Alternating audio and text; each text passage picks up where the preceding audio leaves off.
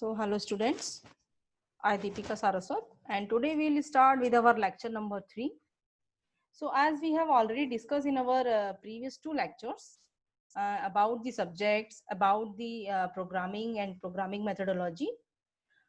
So here there are two important points that we have included in our lecture again and again, which was class and objects.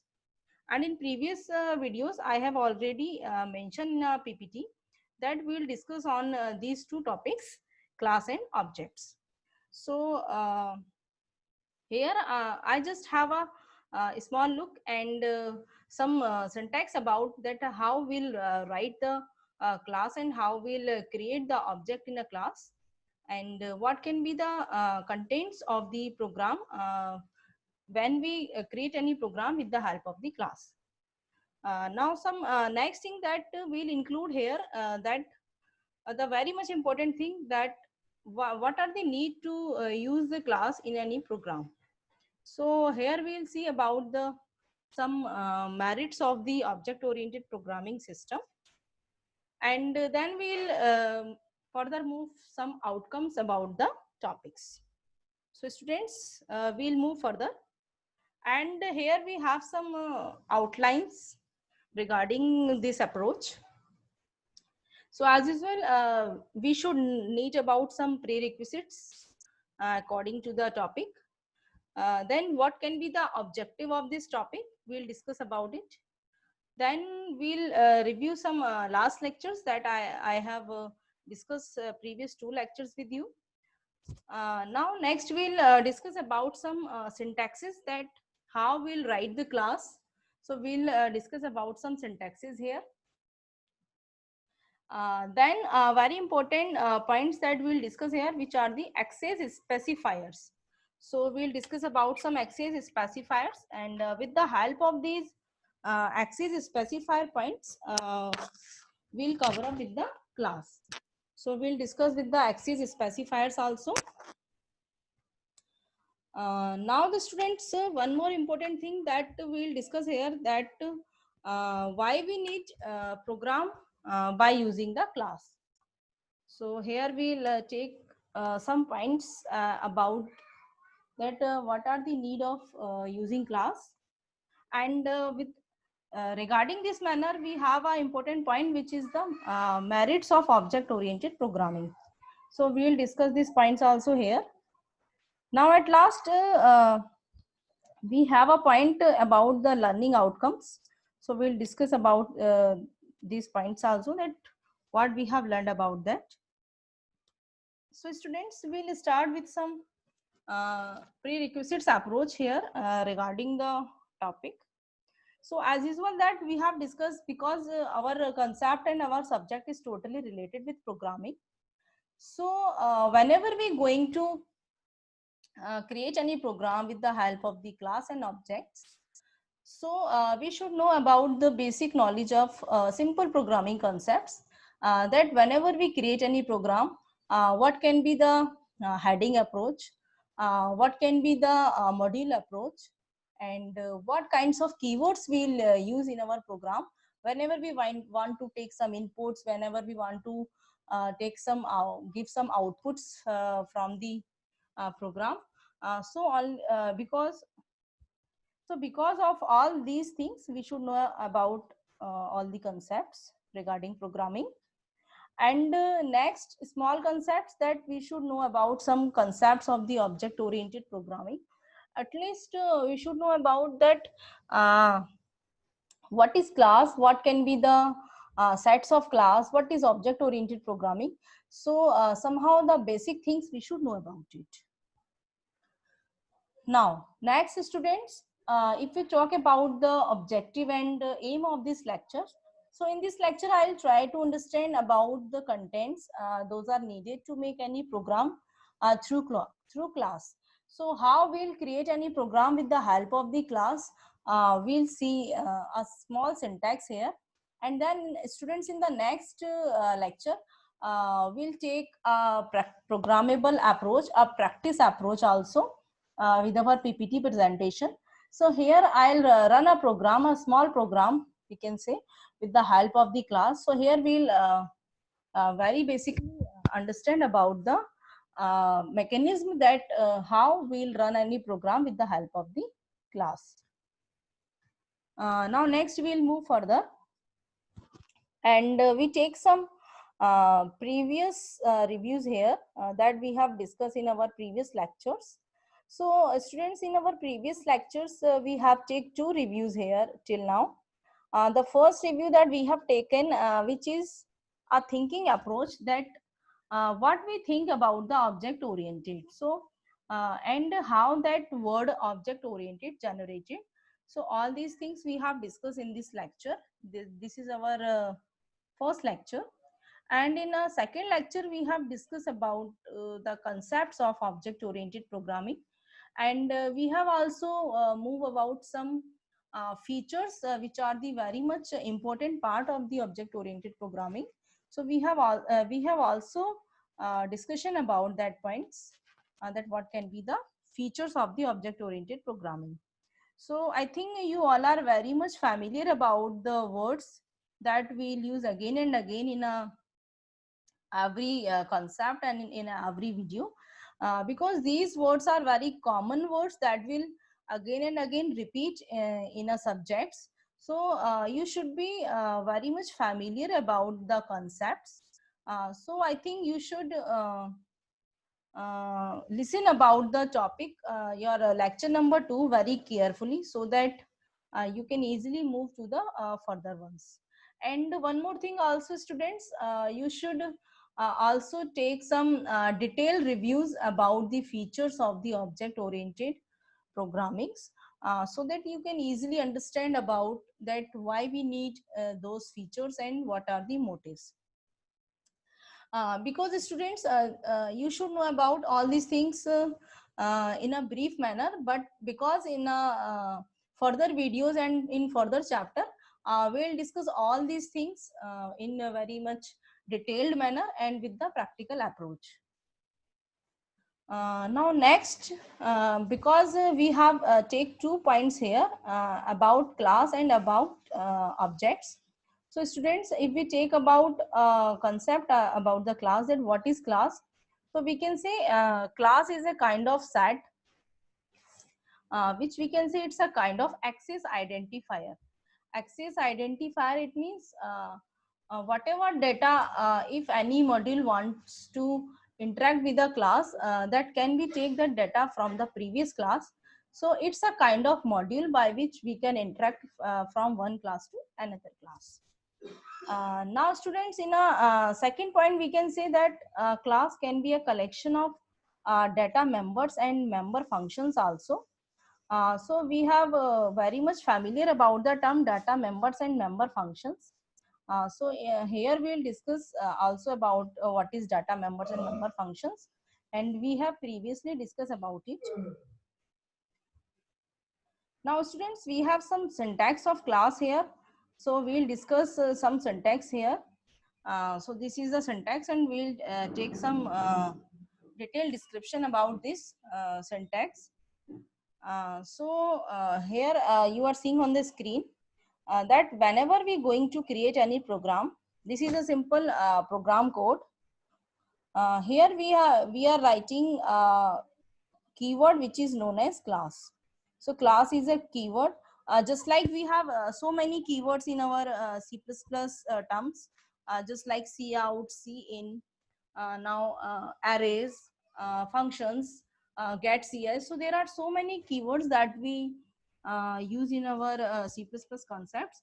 Similarly, class is also a keyword. So with the help of this keyword class, we'll write a name of the class. It may be any of the name, like here is a class student. So that can be the name of class students. Now this is about the class name. So the first target whenever we create any program with the help of the class.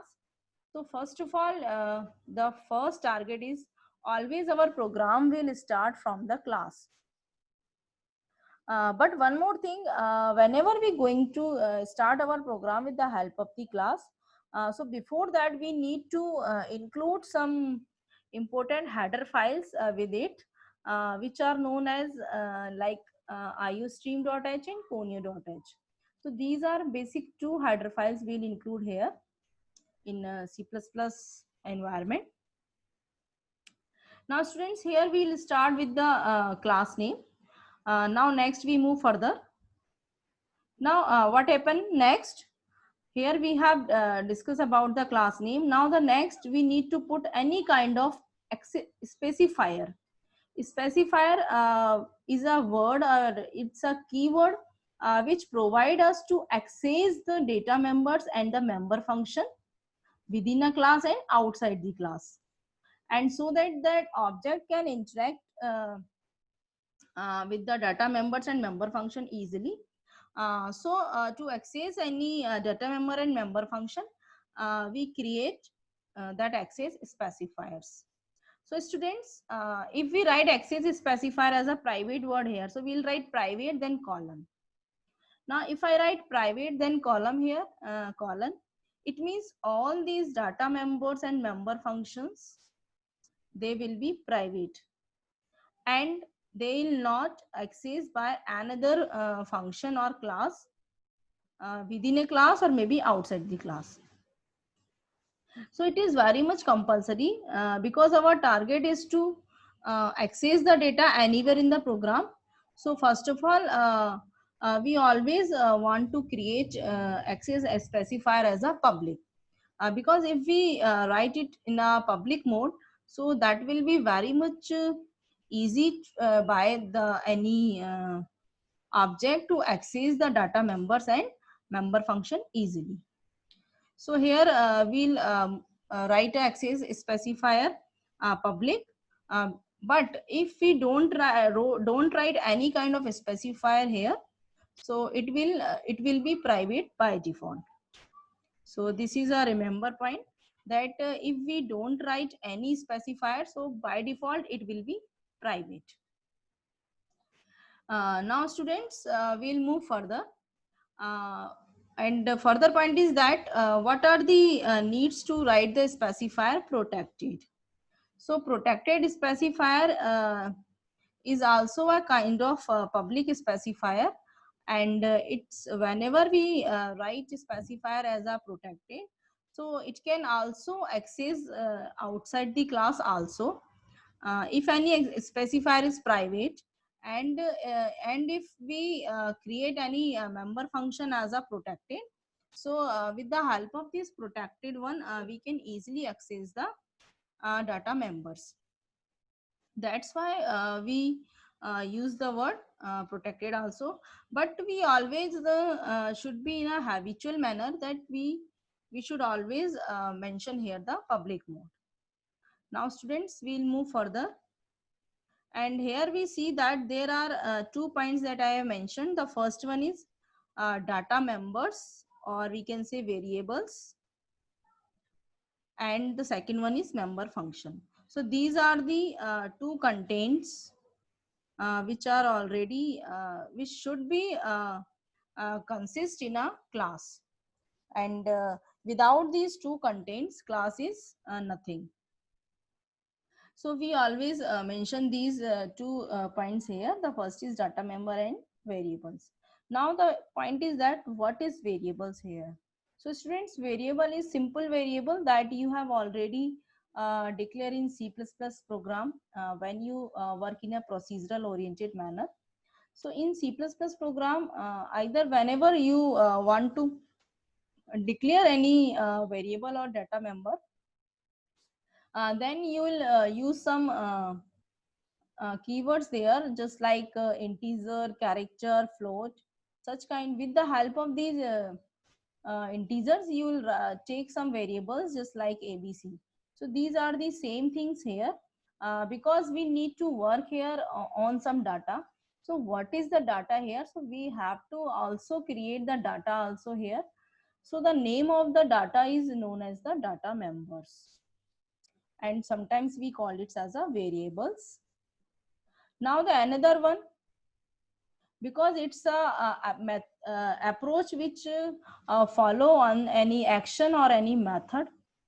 And why it follow any action and method? Question is that So its answer is that students, whenever we call any program with the main function, because in this presentation I didn't mention here any uh, uh, direct program with the help of any calling with the main function. So this is our next target, that in our next video or lecture we'll discuss with a live program that how the class program is run, and how we write the main here, and how the object will call the all these things. So I'm just telling you about that why we are using the word member function here. So member function, it can be any kind of action, any kind of task, just like when we write some things just like C out and C in our program.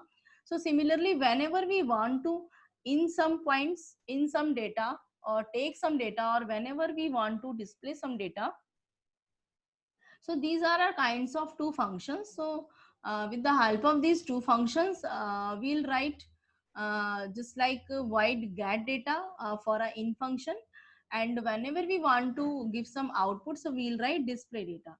So with the help of these display and output functions, we'll use the word member function. So here the member function can be any void, can be any get data, and can be any void data. And one more thing, whenever we create any function, so it always need its specifier, which is known as its return type. So here we'll write a return type specifier as a void here. So we always, whenever we always write any function, so we'll write like void get and like void display. So there are two very much common function that we'll use here. So students, have some patience, and in the next video we'll declare all these things in a form of some programs. But here there are some points that we need to discuss here. Because if you don't know about the syntaxes and all these things, and if you don't about the merits of the object oriented programming, I think it's not the justice with you that to directly jump up to the practical approach. So first of all, we'll clear all the concepts in our minds, and your minds also, and then ever we'll move smoothly and one by one to the practical approach. And in each and every program of the object oriented programming, it is very much a need that we should have a practical approach. So we'll take some syntax, and then we'll go to the practical. Now here we'll further move with the next PPT. So students, here I have a point which is access specifiers and a visibility modes. So in a next video, I'll explain you about the some written points about the private, public, and protected access identifiers, specifiers, and I'll show you some table also, in which we'll have some points that uh, what and where uh, we use this access specifier. So with the help of these points, we'll cover up this. Here we'll take a small look here, that private specifier, which always keep private our data, and that data will not be inherited in another one class. Now if we want to reduce that drawback, so we'll move to the public accessifier. And protected access specifier is also provide us access if we create our data member in a private manner, and but if our function is in a protected manner, that then that private data can be easily accessible. So next we'll move.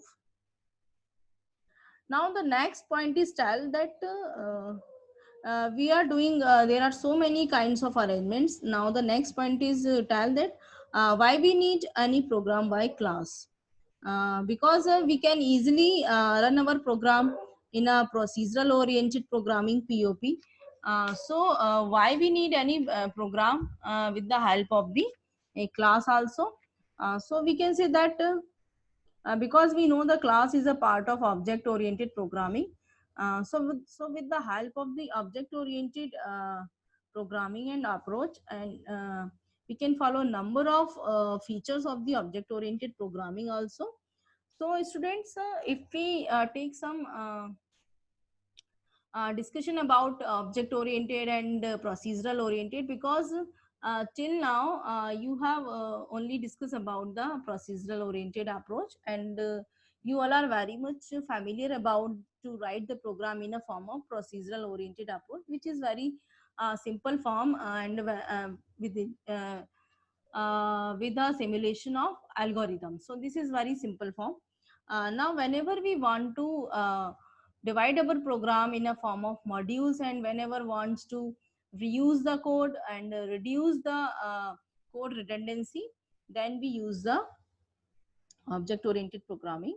So there are so many merits of object oriented programming, by which we'll understand that which one is better, object oriented programming and procedural oriented programming. So we can say that to overcome the limitation of procedural oriented programming, we should follow the object oriented programming.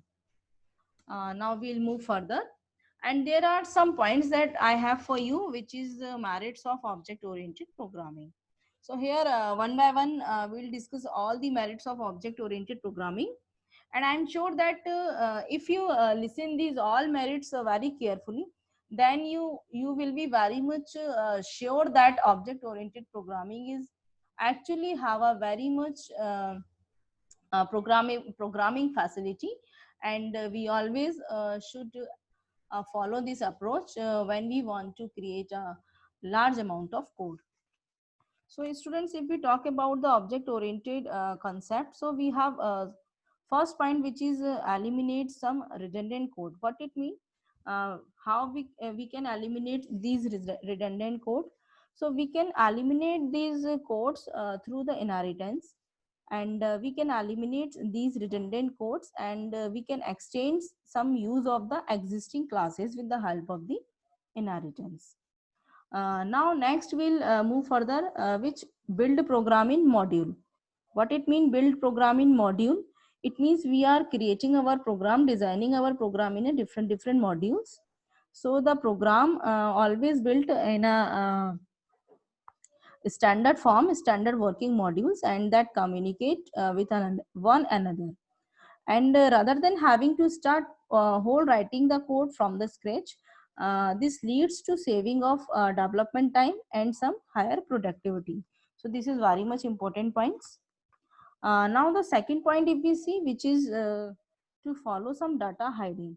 Obviously whenever we have data here which is exist in a form of data members and member functions, it means we are hiding some data because we just call the functions, not the whole data. So the principle of data hiding, it's always had the programmer to build secure programs, and that cannot be invaded by any code in another parts of the program. Now the next point that we have, which is it have multiple instances of an objects. Multiple instances, it means because there is a possibility to have multiple instances because we have object facility here. So there is a multiple instances of an object which is used to coexist without any interference. So we can use multiple objects also here. Now we'll move here that we just do the partition the work here. So partition the work, it means this approach is very much easy to partition the work in a project based on objects, because whenever we need to create any program in a large manner, and if there is a huge amount of data, that time we use that concepts, and which will be very much beneficial there. Now the next one is it is easily upgradable. So easily upgradable, it means when we work in an object oriented system, it can be very much easily upgraded when we work from the small system to the large system.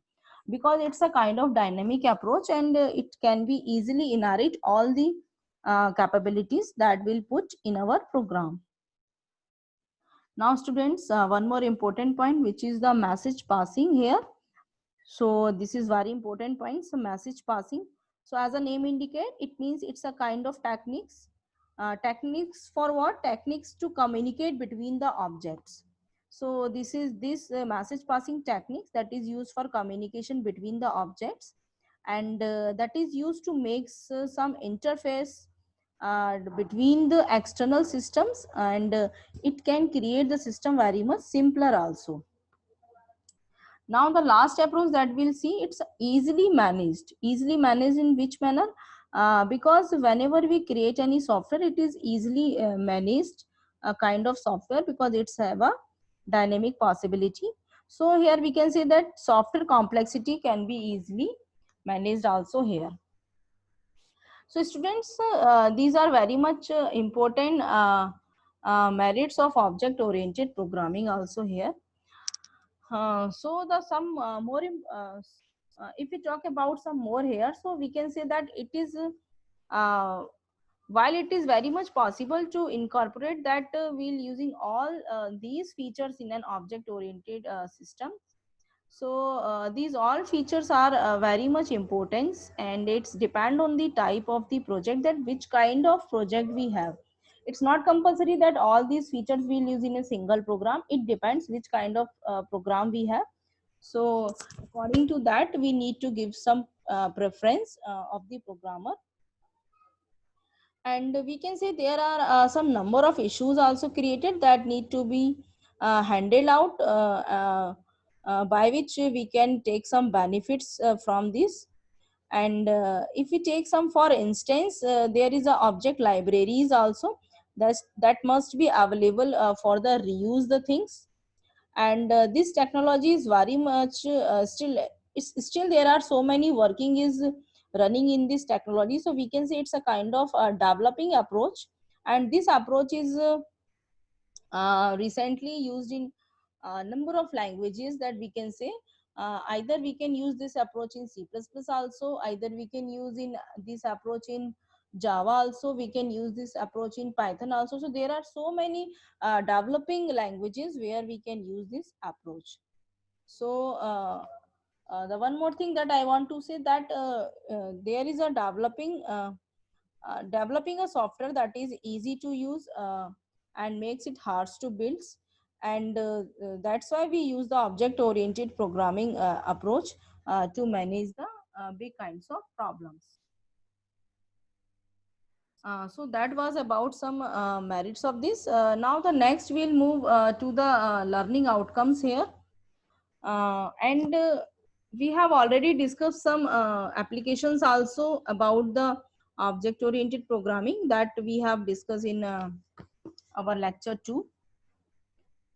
So if we just conclude the things, then we can say that till now we have very much understandable about the term class, why we write class, how we write class. Now here is only we have discussed about the term class, and I didn't take very much focus on the word objects, because in whenever uh, if we don't write any program here in a and with the help of the object calling, till then it's not easy to understand to you. And in a previous one we have taken different kinds of examples regarding objects, that objects can be any identity, any identifier, any entity which have its own attribute, which is known as objects. Now we have take some discussion about some access identifiers also. So we have some access identifiers just like public, private, and protected. So we have these access identifiers, and the next one we'll also take detailed discussion about some object class examples with the practical approach, and I'll take some small look about the access identifiers. This is about some references that we are using here. Uh, So students, at last I just want to conclude one thing only, that all these lectures are related to each other, so it's very much compulsory to you that you should learn and listen these lectures accordingly, and don't escape any of the lecture between one, because each lectures are connected to each other. So in this lecture, we have discussed about the syntaxes of the classes, some merits of the object-oriented programming, and we have take some a small discussion about the access identifiers. Now, students, further we'll take some detailed discussion about the access identifier in a lecture 4, and I'll take a small example for you, so that it's very much easy to you that how any object will call the functions. So I hope you will understand all these things.